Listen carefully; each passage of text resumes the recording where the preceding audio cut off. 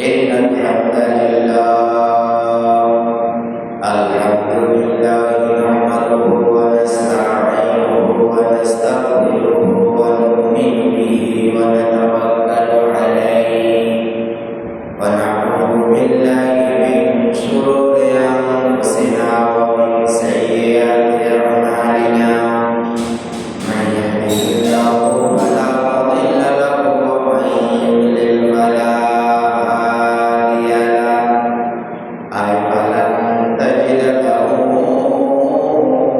وليا مرشدا وأشهد أن لا إله إلا الله وحده لا شريك له هو الذي لا ضد له ولا ند له لا مثل له ولا مثيل له لا وزير له ولا كفيل له لا شبه له ولا شبيه له وهو الواحد الفرد الصمد لم يلد ولم يولد ولم يكن له كفوا أحد وأشهد أن سيدنا ونبينا وحبيبنا ونذيرنا وبشيرنا وطبيبنا وطبيب قلوبنا وطبيب أرواحنا وحبيبنا وحبيب ربنا محمد عبد الله ورسوله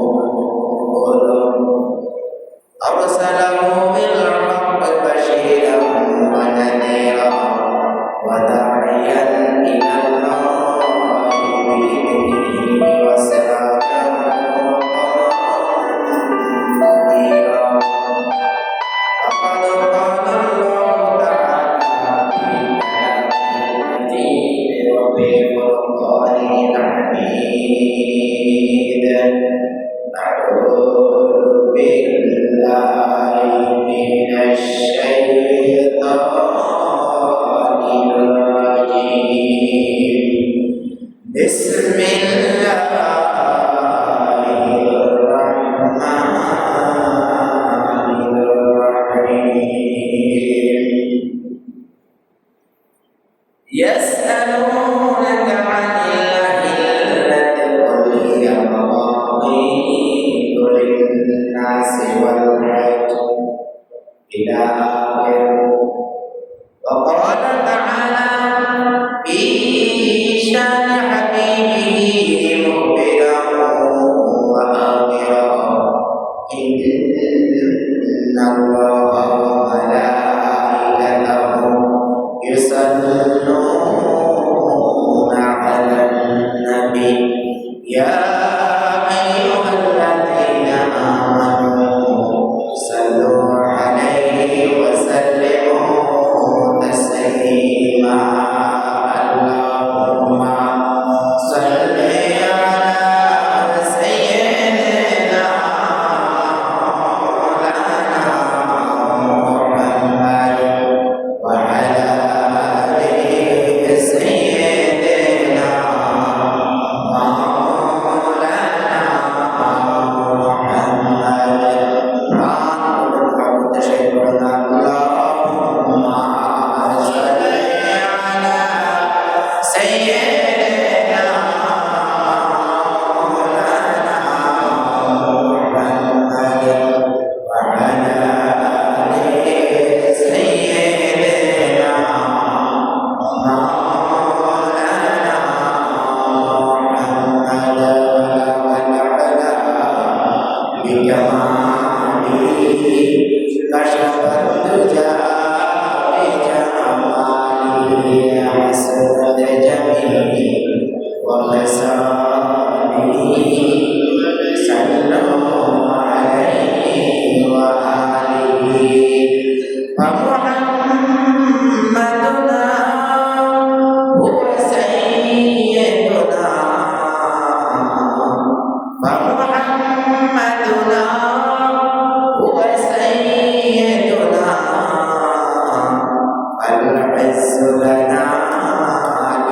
إجابته بلغت علا بكماله كشف الدجى بجماله حسنت جميله وخصاله صلوا عليه وآله معزز الكرام সম্মানিত ওলামায়ে কেরাম সম্মানিত মুরব্বিয়ান ইসলাম আমার সম্মানিত যুবক ভাইরা পর্দার আড়ালে অবস্থানরত আমার সম্মানিত মা বোনেরা আসসালামু আলাইকুম ওয়া রাহমাতুল্লাহি ওয়া বারাকাতুহু। ওয়ালাইকুম আসসালাম ওয়া রাহমাতুল্লাহি ওয়া বারাকাতুহু।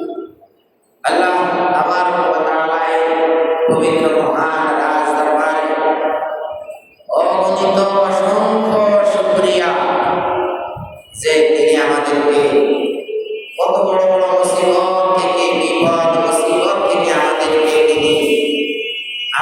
তিনি মুক্ত রেখে বিপদ মুসিবত থেকে মুক্ত রেখে তারই করে হাজিরা দেওয়ার তৌফিক দান করেছেন।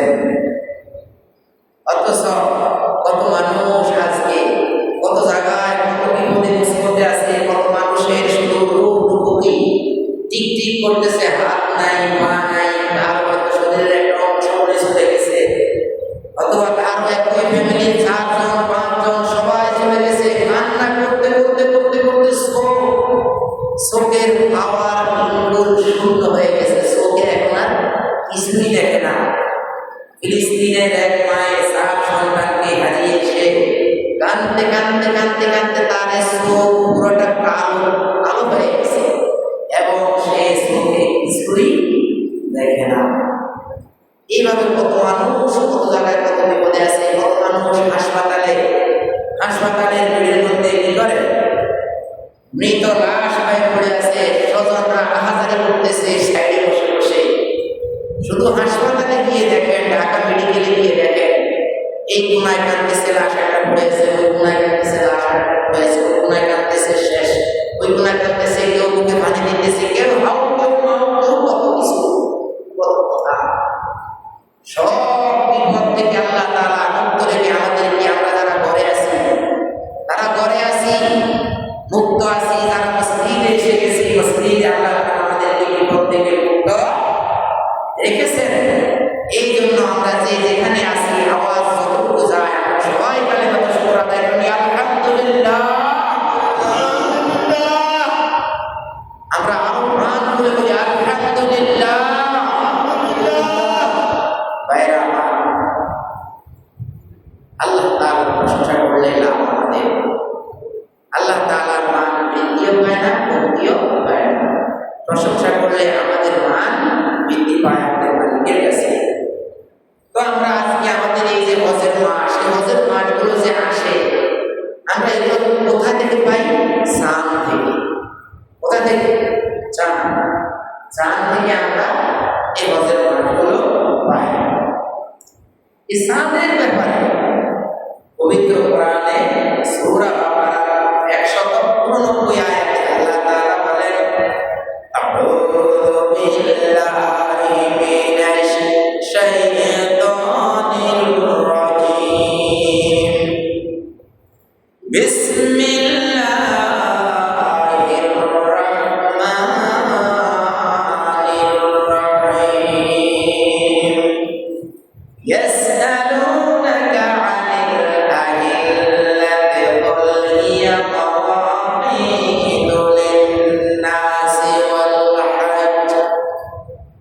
আল্লাহ তাআলা ইরশাদ করেন, ইয়াসআলুনাকা, হে আমার প্রিয় নবী, হে আমার বিশ্ব নবী, হে আমার সাইয়্যিদুল আইম্মা, হে আমার নবীদের সর্দার, আপনাকে যখন মক্কার লোকেরা জিজ্ঞেস করে আনিল্লাহিল্লাতি, নতুন চাঁদ সম্পর্কে, একদম নতুন নামকে হিলাল বলা হয়।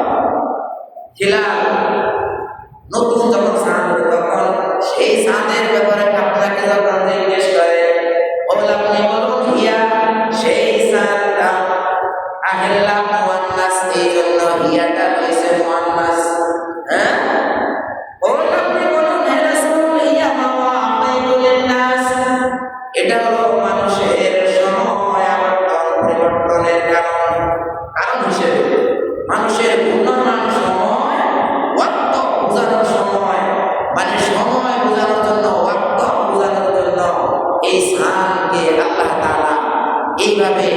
কি 30টা কক্ষপথে পরিচালিত করে। একটা চাঁদ 30 দিনের যদি চাঁদ হয়, সে 30 দিনের 30টা কক্ষপথ অতিক্রম করে। 30 দিনে সে 30টা পথে ঢুকে আল্লাহ তাআলা নির্ধারিত। এইভাবে আল্লাহ তাআলা বলেন যে ওয়াল হজ, বিশেষ করে হজের ব্যাপারে তোমরা যাতে সুন্দরভাবে হজের সময় বেছে নিতে পারো, এই জন্য এই চাঁদের এই আবর্তন পরিবর্তন। আল্লাহ রাসূল সাল্লাল্লাহু আলাইহি ওয়াসাল্লামকে এই চাঁদ সম্পর্কে তথা হজ সম্পর্কে জিজ্ঞেস করার পর রাসূলের সাহাবীর উদ্দেশ্য হলো কোন আমলটা সবচেয়ে বেশি দামি। সেইভাবে আবু হুরায়রা রাদিয়াল্লাহু তাআলা থেকে বর্ণিত, তিনি বলেন সুইলা জিজ্ঞাসিত হয়েছে রাসূলুল্লাহ সাল্লাল্লাহু আলাইহি ওয়াসাল্লাম, রাসূল আকরাম সাল্লাল্লাহু আলাইহি ওয়াসাল্লামকে কোন এক সাহাবী জিজ্ঞেস করেছে, ইয়া রাসূলুল্লাহ আইয়ুল আমালি আফজাল, হে আল্লাহর রাসূল কোন আমলটা সবচেয়ে বেশি উত্তম, সম্মানিত, গুরুত্বপূর্ণ, ফজিলতপূর্ণ? আইয়ুল আমালি আফজাল, কোন আমলটা সবচেয়ে বেশি ফজিলতপূর্ণ? ক্বালা, রাসূল আকরাম সাল্লাল্লাহু আলাইহি ওয়াসাল্লাম বলেছেন, আল ঈমানু বিল্লাহ, আল্লাহ তাআলার প্রতি ঈমান আনয়ন করবে। এটা হলো কি এক নাম্বার, এটা হলো এক নম্বর, যে তুমি আল্লাহ তাআলার প্রতি ঈমান আনবে। যদি তুমি আল্লাহ তাআলার প্রতি ঈমান না আনো, তাহলে তুমি বাকি যত আমল আছে সকল আমল করে আর কোনো ফায়দা নাই। এক নম্বর হলো আল ঈমানু বিল্লাহ। ওইলা তখন আবার পুনরায় জিজ্ঞেস করা হলো, আবার পুনরায় বললেন উম্মা মাযা, তারপরে কি ইয়া রাসূলুল্লাহ, হে আল্লাহর রাসূল তারপরে কোন আমলটা আমাদেরকে আপনি বললেন? ক্বালা, তখন প্রিয় নবী জিজ্ঞেস করার পরে প্রতি উত্তরে বললেন আল জিহাদু ফি সাবিলিল্লাহ, আল্লাহ তাআলার পথে জিহাদ করা, যুদ্ধ করা, সংগ্রাম করা, সর্বদা চেষ্টা ফিকির করা কিভাবে আল্লাহ তাআলা এই জমিনে আলালাহুল খালকু ওয়াল আমর, সাবধান জমিন যার আইন চলবে তা, এর ভিতরে কোনো প্রতিবন্ধকতা আসলে সেখানে ঈমানের পরে সর্বোচ্চতম, এই হাদিসের আলোকে ঈমানের পরে সর্বোচ্চতম উত্তম ইবাদত হলো আল্লাহ তাআলার জমিনে আল্লাহ তাআলার কথা চলবে, আর কার কোনো কথা চলবে না। এর মধ্যে যদি কেউ বাধার সৃষ্টি করে, তার জন্য জিহাদ ফি সাবিলিল্লাহ। রাসূল আকরাম সাল্লাল্লাহু আলাইহি ওয়াসাল্লামের এই হাদিস অনুযায়ী সেকেন্ড পর্যায় হলো আল জিহাদু ফি সাবিলিল্লাহ, আল্লাহ তাআলার পথে জিহাদ করা। অথচ এই কথা বললে আজকে মনে করে মানুষ, এটা কি ওর জিহাদের কথা কয়, মনে হয় কিরকম শোনা যায়, কি কয় জিহাদের কথা কয়। আসলে হাদিসে আল্লাহ রাসূল বলেছেন দ্বিতীয় সর্বোত্তম ইবাদত হলো আল জিহাদু ফি সাবিলিল্লাহ। বাইরে আমার তারপরে রাসূল সাল্লাল্লাহু আলাইহি ওয়াসাল্লামকে বললেন ঘুমাওয়ালা, বাইলা ঘুমাওয়ালা। রাসূল আকরাম সাল্লাল্লাহু আলাইহি ওয়াসাল্লামের ওই সাহাবী তখন বললেন, হুজুর তারপরে কোন আমলটা হলো সর্বোত্তম? ক্বালা, তিনি বলেন হাজ্জুম মাবরুর।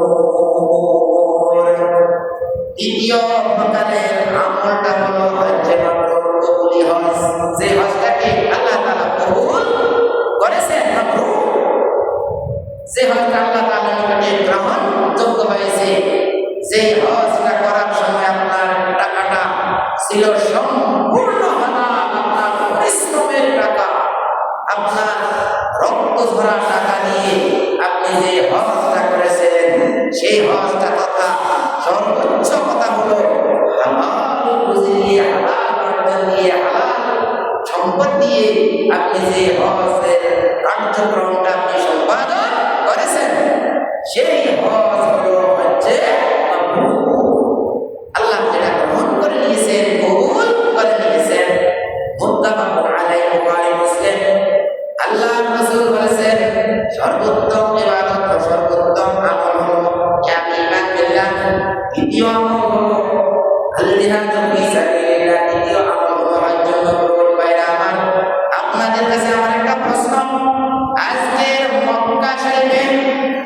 দিন আরাফাতের দিন যত মানুষ দুনিয়াতে দ্বিতীয় পর্যায়ে আমলটা করার জন্য হজে এইভাবে যায় সবাই পুরা দুনিয়া থেকে যায় 3 নম্বর আমলটা করার জন্য পুরা দুনিয়া থেকে সেখানে জমা হয়।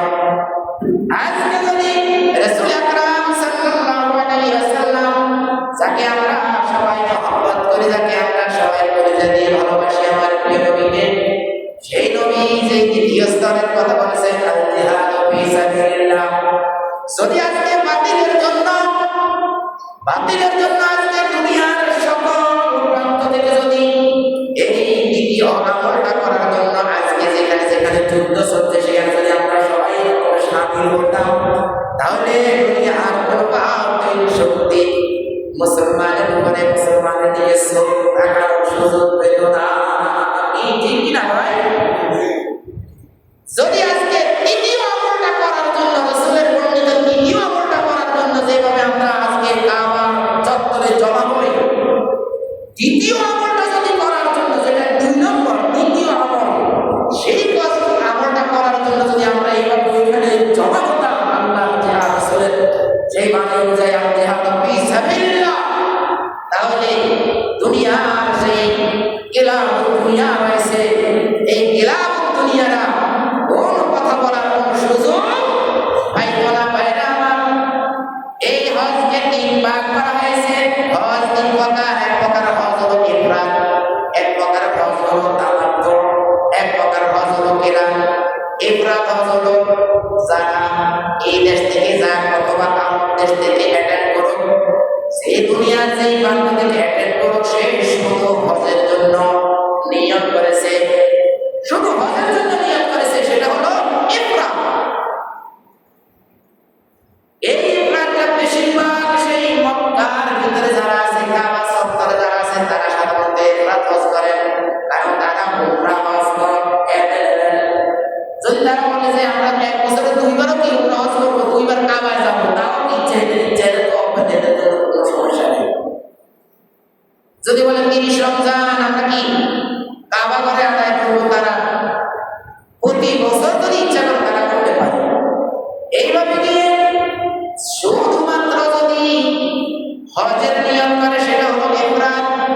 ইফরাদ মানে একক শুধু হজের জন্য নিয়ম করিল।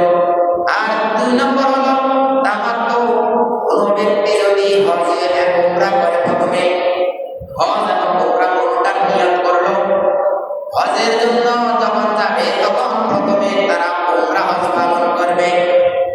উমরা হজ পালন করার পরে মনে করেন সে 1 মাস আগে চলে গেল, অথচ উমরা হজ পালন করতে যদি তাকে 3-4-5 দিন লাগে, এই 3-4-5 দিন 7 দিন 8 দিন লাগলো, ধরেন হজ উমরা পালন করলো, এখনো সেই 8 তারিখ ইয়াউমুত তারবিয়া 8 তারিখের এখনো মনে করেন 10 দিন বাকি আছে।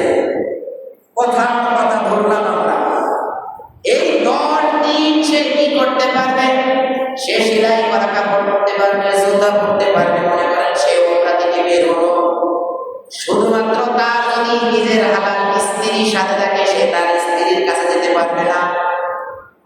স্ত্রীর কাছে কি সে স্ত্রী সহবাস করতে পারবে না। আর বাকি কাজগুলো সে এই 10 দিন বাগায় 10 দিনে সে করতে পারবে। সেই ইহরাম থেকে মোটামুটি বের হয়ে এসেছে।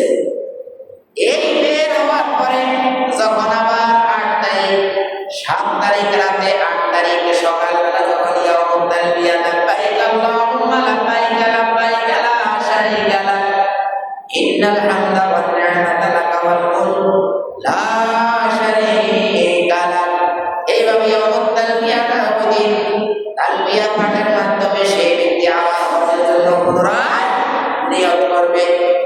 এই নিয়ত করে সে তার হজ সম্পাদন করবে। এটাকে বলা হয় হজে তামাত্তু। মানে সে কিছু মাঝখানে 10 দিন সে কিছু উপভোগ করলো। তামাত্তু শব্দ অর্থ হলো উপভোগ করা। সেই মাঝখানে 10 দিন একটা উপভোগ করলো, আর একটু মুক্ত হলো হজ থেকে, ইহরাম থেকে। আবার উমরার পরে আবার 10 দিন পরে আবার ইয়াউমুত তারবিয়া, তথা কি 8 দিন পরে সেই 8 তারিখে হজের মাসের জিলহজ মাসের 8 তারিখে সে আবার হজের জন্য ইহরাম বাঁধলো। এইগুলো হজের তামাত্ম। আরেক প্রকার হলো হজের কারাম।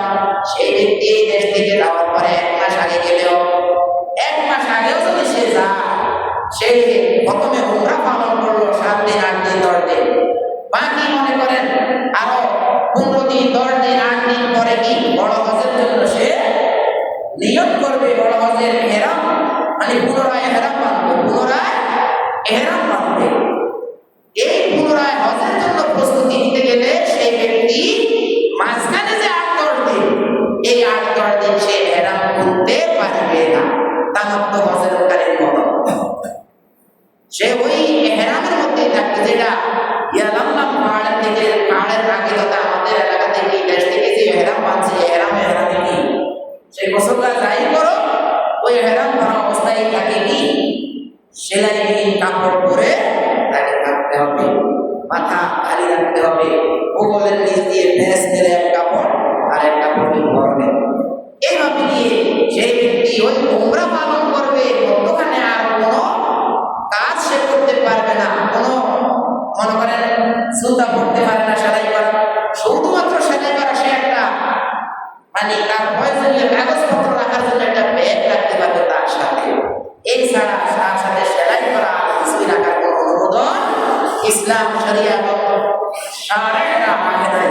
বাইরে আমার এইভাবে নিয়ে যখন একজন ব্যক্তি মদিনা থেকে যখন একজন ব্যক্তি আল্লাহর ঘরের দিকে দাওয়া মানে হজের জন্য ঢুকবে, তার মিকাত হলো যুলহুলাইফা নামক একটা স্থান। যুলহুলাইফা নামক স্থানের আগেই তাকে ইহরাম বাঁধতে হবে। যারা নজদবাসীর জন্য 42 কিলোমিটার পূর্বে কারান নামক স্থান হলো তাদের মিকাত। এই মিকাতটা মক্কার পূর্ব দিকে 42 মাইল দূরে অবস্থিত। আর যারা ইরাকবাসী, ইরাকের লোকেরা কাবার পশ্চিম সাইডে হলো উত্তর সাইডে, সৌদি আরবের উত্তর সাইডে হলো ইরাক। যারা ইরাকের অধিবাসী তারা জাতে ইরাক নামক এক স্থান আছে, তাও কাবা থেকে 42 মাইল দূরে। 42 মাইল দূরে কি জাতে ইরাক। যারা সিরিয়ায় অবস্থান করতেছে তাদের মিকাত হলো সুহবা, মক্কা থেকে 48 মাইল দূরে। মক্কা থেকে 48 মাইল দূরে হলো কি সুহবা। আর যারা ইয়ামানবাসী তাদের মিকাত হলো ইয়ালামলাম। আর এই মিকাত ইয়ামানের এই ইয়ালামলাম পাহাড়ের এই দিক থেকে Bangladesh, Pakistan, Bharat, Myanmar, Japan, Malaysia এই দিক থেকে যত আছে হাজিরা সবাই ইয়ামানের ইয়ালামলাম পাহাড় দিয়ে ভিতরে ঢুকে মক্কার ভিতরে ঢুকে।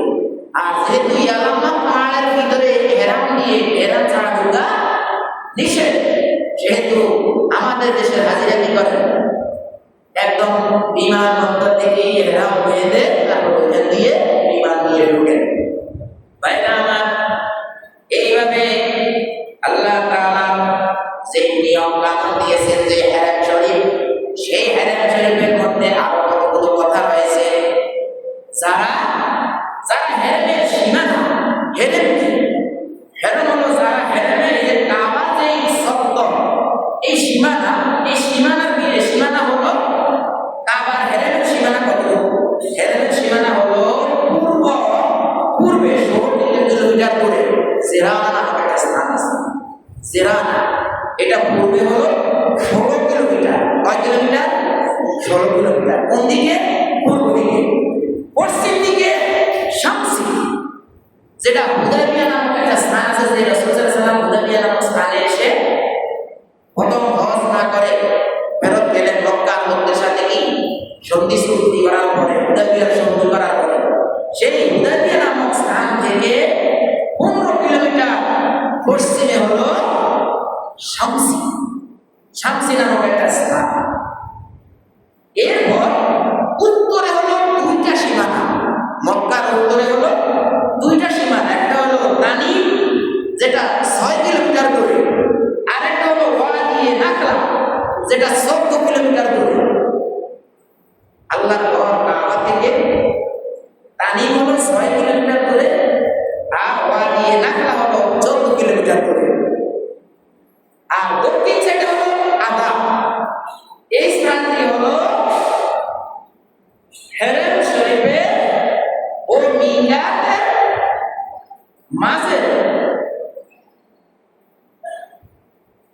মিকাতের যাই হোক আদা হলো কি, আদা হলো দক্ষিণে, কাবা ঘরের দক্ষিণে হলো কি জায়গাটা হলো আদা। এই জায়গাটা যায় যে সীমানাটা আমি বলেছি 16 কিলোমিটার, 15 কিলোমিটার, 6, 14, 15 এই কিলোমিটার নিয়ে যে জায়গাটা, এই জায়গাটার নাম হলো হরম। কোনো ব্যক্তি কোনো অন্যায় করার পরে যদি এই হরমের ভিতরে সে ঢোকে, তাকে আপনি আক্রমণ করতে পারবেন না। বলা হয় সমান তাকালা কানা আমেনা, এই হারাম শরীফের এই চত্বরের ভিতরে যে ব্যক্তি ঢোকে, সেই ব্যক্তি আমেনা নিরাপদ হয়ে যায় বাইরা। এরপর দেখেন ওই যে সেই 42 কিলোমিটার, 48 কিলোমিটার, 42 কিলোমিটার এইভাবে যে দূরত্ব যে মিকা, ওই মিকাত এবং ওই যে 16 কিলোমিটার, 15 কিলোমিটার, 6 কিলোমিটার, 14 কিলোমিটার যে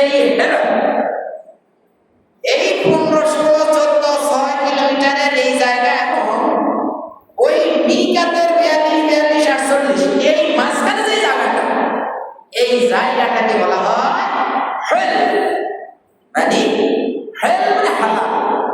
এই জায়গাটা হলো হালাল জায়গা। আর যারা মিকাতের বাহিরে অবস্থান করে তাদের হলো আপা, তাদেরকে বলা হয় আপা। যারা মিকাতের বাহিরে আমরা যারা আছি এইভাবে গিয়ে দেখা গেল আমরা যে এই যে তাওয়াফ করে, এখান থেকে গিয়ে যে মানুষের তাওয়াফ করে, সেই তাওয়াফ হলো 3টা। তাওয়াফে কুদুম, তাওয়াফে জিয়ারাত, তাওয়াফে ইফাদা। তাওয়াফ কয়টি? 3টি। তাওয়াফে কুদুম হলো প্রবেশ করার সাথে সাথে কাবা শরীফে আপনি যখন প্রবেশ করবেন, প্রবেশের সাথে সাথেই তাওয়াফে কুদুম তথা স্বাগত, যেটা স্বাগত মানে আগমন, আগমনকৃত সেই তাওয়াফ, সেই তাওয়াফকে বলা হয় তাওয়াফে কুদুম। আরেকটা হলো তাওয়াফে জিয়ারাত। তাওয়াফে জিয়ারাত হলো ফরজ, তাওয়াফে জিয়ারাত হলো ফরজ। এই তাওয়াফটা হলো আপনার ফরজ, হজ, অন্যান্য সকল কাজগুলো করার পরে আসার সময় এই তাওয়াফটা অনেকটা হজের ভিতরে করা হয়, যে হজের ফরজের রুকুনগুলোতে, যেহেতু হজের ফরজ 3টা একটা।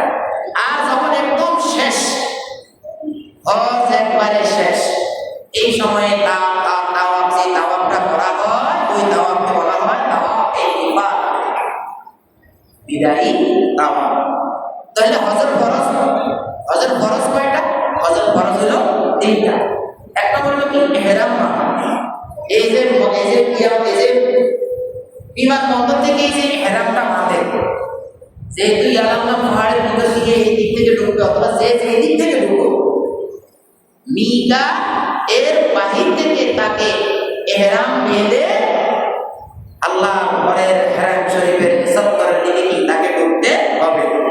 তাহলে এখন একটা হলো ইহরাম বাঁধা, আর একটা ফরজ হলো হজের ইয়মে আরাফা, আসরের নামাজের আগে আগে ঢুকে যেতে হবে, আসরের নামাজের পর সেখানে আরাফার ময়দানে অবস্থান করা।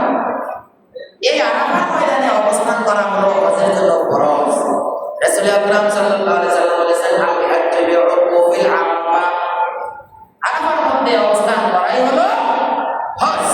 সেই ব্যক্তি টোটালি আরাফায় অবস্থান করতে পারে নাই, আরাফায় পায় নাই, তার হজ হবে না, সে হজের ফরজ কি বাতিল হয়ে গেল।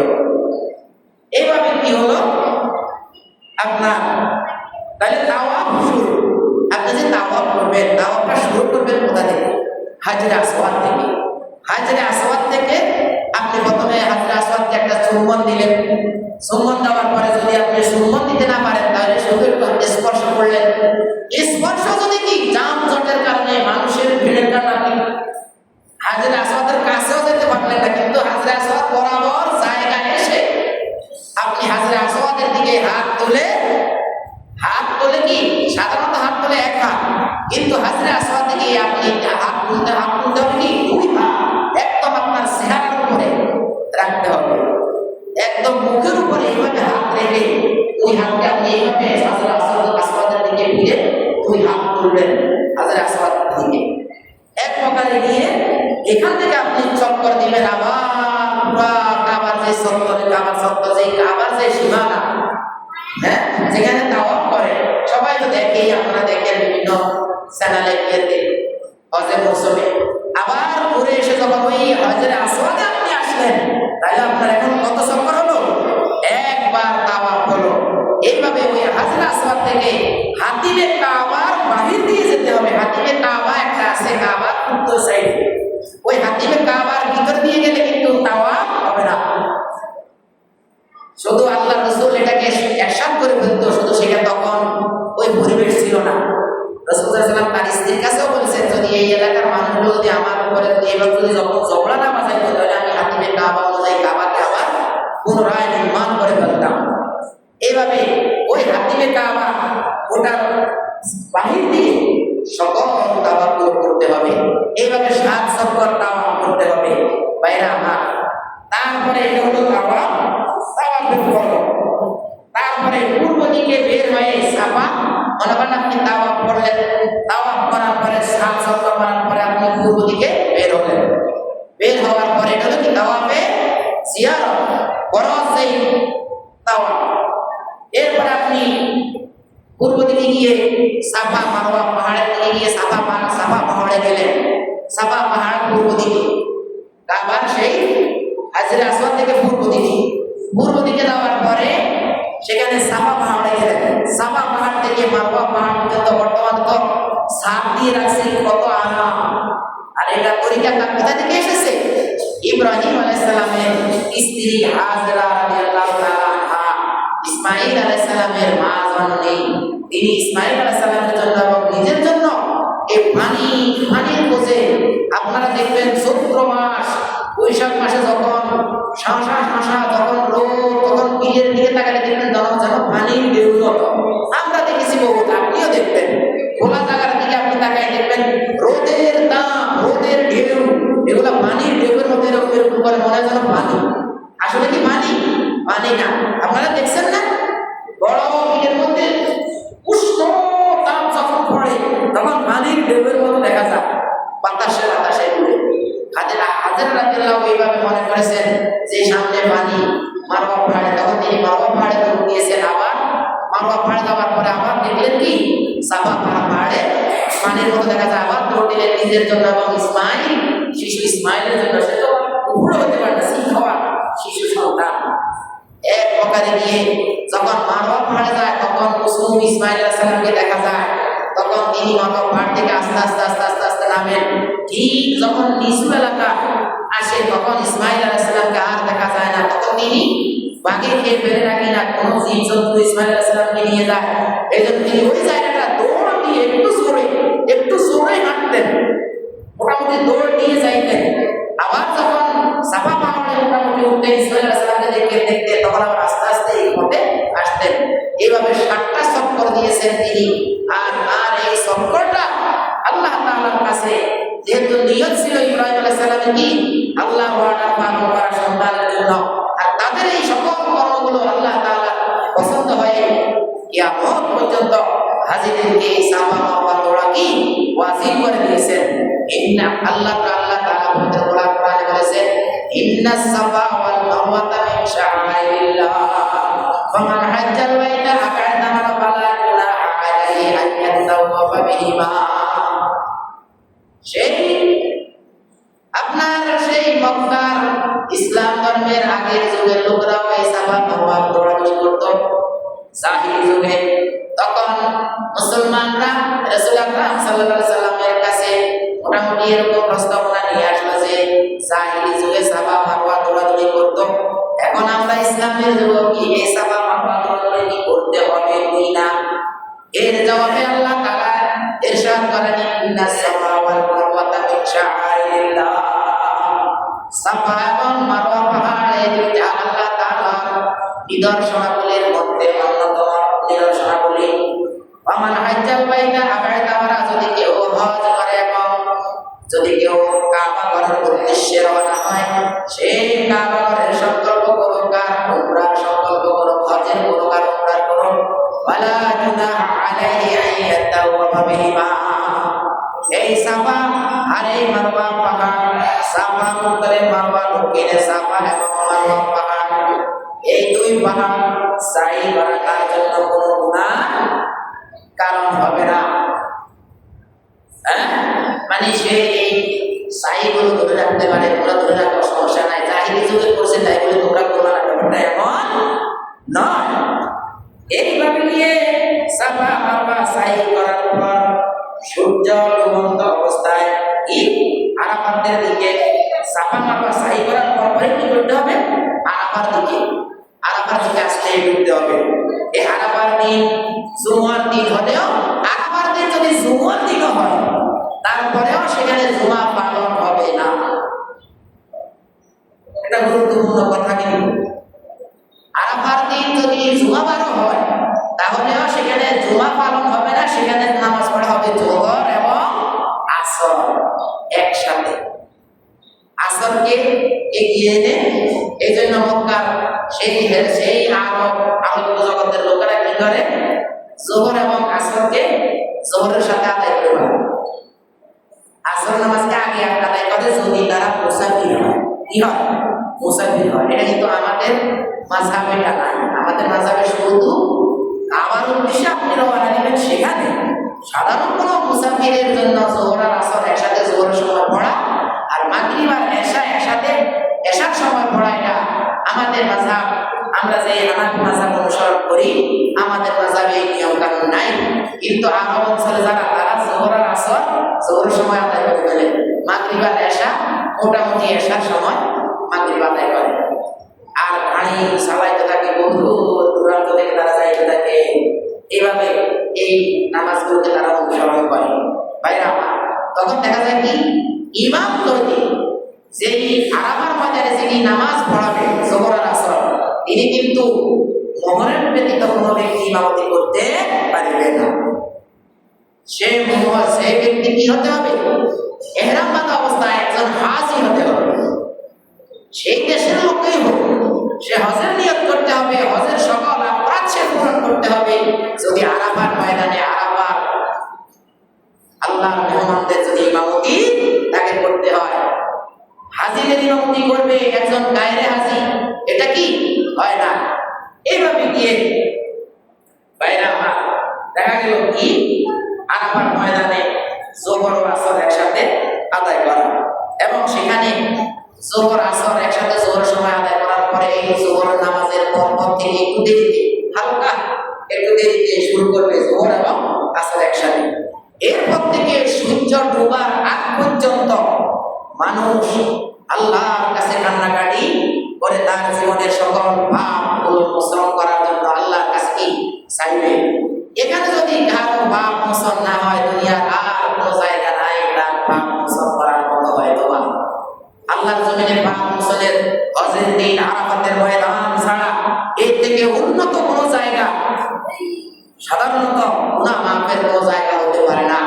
এইভাবে গিয়ে আপনার দেখা গেল হজের যখন আপনি সেখান থেকে সূর্য ডুবন্ত অবস্থায় আপনি সেখানে গেলেন, এই আরাফাতের কি, আরাফাতের পাশেই একটা স্থান রয়েছে, সেই স্থান নাম হলো আররা, একটা উপত্যকা।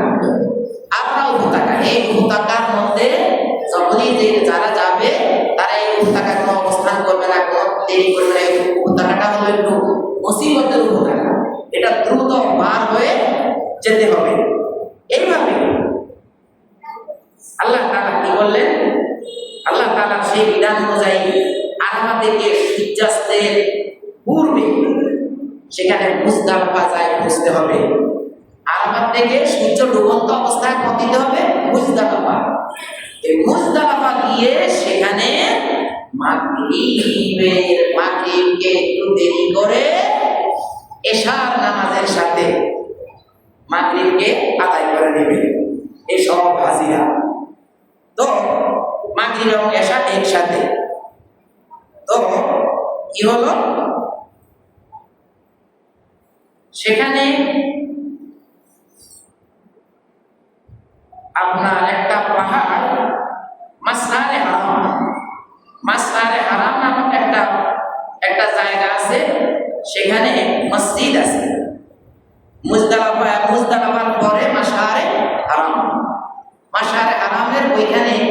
মসজিদ আছে, ওই মসজিদ বা মসজিদের চত্বর ওই সাইডে যত মানুষ ঘরে মাগরিব এবং এশা সেখানে পড়বে। কিন্তু মুজদালিফা ও মিনা এর মাঝখানে একটি জায়গা আছে, ওয়াদিয়ে মুহাসসার। মুজদালিফা এবং মিনা এর মাঝখানে একটা জায়গা আছে, জায়গাটার নাম হলো কি জায়গা? ওয়াদিয়ে মুহাসসার। এই ওয়াদিয়ে মুহাসসারের মধ্যে কাবা ঘরকে ধ্বংস করার জন্য যে আবরাহা বাদশা আসছিল, এই ওয়াদিয়ে মুহাসসারের মধ্যেই তাকে পাথর মেরে তয়রান আবাবিল, ঝাঁকে ঝাঁকে পাখি। আবাবিল শব্দটা আমরা মনে করতাম আবাবিল মানে কি? আবাবিল একটা পাখির নাম। আবাবিল শব্দটা হলো ঝাঁকে ঝাঁকে। আবাবিল কোনো পাখির নাম নয়। তয়রান পাখি, আবাবিল ঝাঁকে ঝাঁকে, ঝাঁকে ঝাঁকে পাখি এসে ওই আবরাহা বাদশাকে যে জায়গার মধ্যে একদম উশির মতো পাউডার করে ফেলেছিল, সেই জায়গাটার নাম হলো ওয়াদিয়ে মুহাসসার। এই জায়গার মধ্যে হাজিরা কি করবে? একটু দ্রুত হেঁটে চলে যাবে। আর সেই অন্ধকারে অন্ধকারে থাকা অবস্থায় ফজর নামাজ আদায় করতে হবে। কোথায়? মিনা ও মুজদালিফায় অবস্থান করা। এখানেও অবস্থান, এখানেও এশার পর থেকে ফজর পর্যন্ত দ্বিতীয় অবস্থানে জায়গা, এখানেও দোয়া কবুল হয়। মুজদালিফা সেখানে ফজরের অন্ধকার থাকা অবস্থায় কি আপনাকে অন্ধকার থাকা অবস্থায় ফজর একটু অন্ধকার বেশি থাকা অবস্থায় ফজরের নামাজ আদায় করতে হবে এবং সেখানে দোয়া করতে হবে। যত প্রকারের দোয়া আছে। আরেকটু সুন্দর কথা আছে, আমরা আজকে একটু 5টা মিনিট হজের কথা যেহেতু আমরা আলাপ করবো না, আমরা 5টা মিনিট আজকে একটু সামান্য আরো কিছু কথা আছে বলি। সেটা হলো রাসূল আকরাম সাল্লাল্লাহু আলাইহি সাল্লাম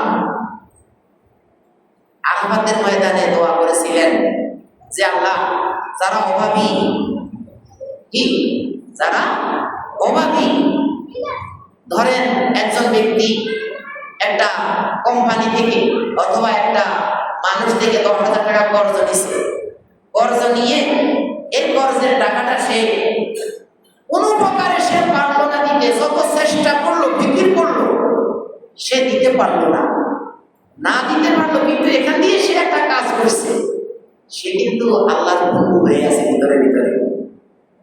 আপনার টাকা 10,000 আছে, সে দিতে পারলো না।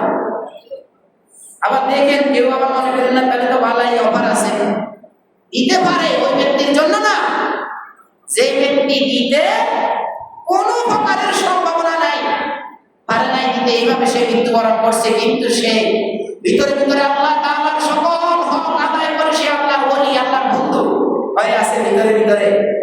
এর ভিতরে আল্লাহ রাসূল আল্লাহর কাছে দোয়া করলেন, আল্লাহ যারা এইভাবে আরাফার ময়দানে দোয়া করলেন, আল্লাহ যারা এইভাবে ঋণগ্রস্ত অবস্থায় আখের না দিতে পেরে নিরুপায় হয়ে যারা মারা যায়, আল্লাহ তাদের জন্য আপনি একটা ক্ষমার ব্যবস্থা করেন আপনার পক্ষ থেকে।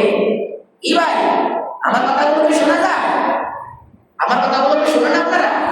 আল্লাহ তাআলার পক্ষ থেকে একটা ক্ষমার ব্যবস্থা করেন। আরাফার ময়দানে আল্লাহ তাআলা এই দোয়া রাসূলের কবুল করে নাই, এই দোয়া কবুল করে নাই। এই দোয়া যায় কি কোথায়? দোয়া কবুল হয়েছে মুজদালিফা। এই মুজদালিফা এই জন্য সেখানেও অনেক গুরুত্ব আছে। সেখানে রাসূল সাল্লাল্লাহু আলাইহি ওয়াসাল্লাম মুস্কি হাসলেন। মুস্কি হাসার পরে সাহাবীরা বলল, হুজুর আপনি মুস্কি হাসতেছেন? কয় আমি মুস্কি হাসতেছি, শয়তান মাটিতে গড়াগড়ি দিয়ে কান্না করতেছে। আজকে একটা দোয়া আমার কবুল হয়েছে, শয়তান মাটির মধ্যে গড়াগড়ি দিয়ে কাঁদতেছে, মাটির মধ্যে গড়াগড়ি দিয়ে কাঁদতেছে। এই অবস্থা দেখে আমি মুস্কি আসলাম। তখন রাসূল আকরাম সাল্লাল্লাহু আলাইহি সাল্লাম সাহাবীরা বললেন, কি দোয়া হুজুর? তখন রাসূল বললেন, যে ব্যক্তি নিরুপায় হয়ে ঋণগ্রস্ত ব্যক্তি মারা যায়, আল্লাহ তাআলা তাকে, আমি আরো বলেছিলাম আপনাদেরকে, কি মান সামা রমাদান ঈমানান ওয়া ইহতিসাবান গুফিরা লাহু মা তাকাদ্দামা মিন যামবি। এই হাদিসের ব্যাখ্যায় আমি রমজানে বলেছিলাম যে আল্লাহ তাআলার পক্ষ থেকে আল্লাহ তাআলা ওই ব্যক্তি ঋণ পরিশোধ করে, ওই ব্যক্তিকে বলবে, তুমি তোমারটা পাইছো? হ্যাঁ পাইছো। আর লাগবো? বাড়তিও দাও। আর লাগবো? আরো দাও। হয়েছে, এবার তুমি যাও। আর একে আল্লাহ তাআলা মুক্ত করে দিয়ে এই দোয়াটা আল্লাহ রাসূলের এই দোয়াটা মুজদালিফায় কবুল হয়েছিল। ভাইরা আমার, এইভাবে গিয়ে মুজদালিফায় আপনার কি করার পরে এরপর মুজদালিফা থেকে মিনার দিকে গিয়ে মিনায় পাথর মারতে হয়। মিনায় পাথর মারা লাগে 3 দিন, 10, 11, 12। 10 তারিখে মারতে হয় 60টা। পাথরগুলো হলো ছোট ছোট, যাতে করে একজন কপালের মধ্যে পড়লেও কি ব্যথা না পায়। ওই শয়তানের দিকে যেখানে ইব্রাহিম আলাইহিস সালামকে 3 বার সে ভাড়া করেছিল, ওই যে ইসমাঈল আলাইহিস সালামকে কোরবানি করার সময় ইব্রাহিম আলাইহিস সালাম আল্লাহ তাআলার আদেশে স্বপ্নে দেখা কোরবানি বাস্তবায়ন করার জন্য সেখানে ইব্রাহিম আলাইহিস সালামকে শয়তান কয়বার দাঁড় করাইছে? আল্লাহর ওলি সেজে একদম পাগড়ি বেঁধে জুব্বা গায়ে দিয়ে আল্লাহর ওলি সেজে সেই ইব্রাহিম আলাইহিস সালামের সামনে 3 বার দাঁড়িয়েছিল। ইব্রাহিম আলাইহিস সালাম তাকে 3 বার পাথর মেরেছে। এই 3টা জামরা, এই 3টা জায়গার মধ্যে পাথর। প্রথম জামরার মধ্যে পাথর মারতে হয় 10 তারিখে 60টা পাথর। দ্বিতীয় জামরার মধ্যে পাথর মারতে হয় 3 × 7 = 21টা ছোট ছোট পাথর। এগুলো ওই আরাফাতের ময়দান থেকে আসার সময় এগুলো নিয়ে আনতে হয়, সাথে রাখতে হয়। এই জামরাতে গিয়ে দ্বিতীয় দিন 11 তারিখে 21টা পাথর দ্বিতীয় জামরায়। তৃতীয় দিন 12 তারিখে 21টা পাথর তৃতীয় জামরায় নিক্ষেপ করতে হয়। এইভাবে 21 21 42 আর সাথে 49। এই 49টা পাথর একদম প্যাকেজিং করে একদম মাথার সাথে বাঁধতে কি আপনার আরাফাতের ময়দান থেকে আসার সময় ছোট্ট ছোট্ট 49টা পাথর গুনে একবার যাওয়ার 7 বার করে কি আনতে হবে, মারতে হবে। ভাই এইভাবে বিনায় পাথর মারার পরে কোরবানির পরে আপনি যখন মাথা হলক করলেন, কেউ মাথা হলক করলো, কেউ মাথা চুল ছোট করলো। মহিলারা চুলের মাথার মধ্যে একটু চুল কেটে ফেললো, বাস মিনায় হলক হয়ে গেল, মুক্ত হয়ে গেলেন।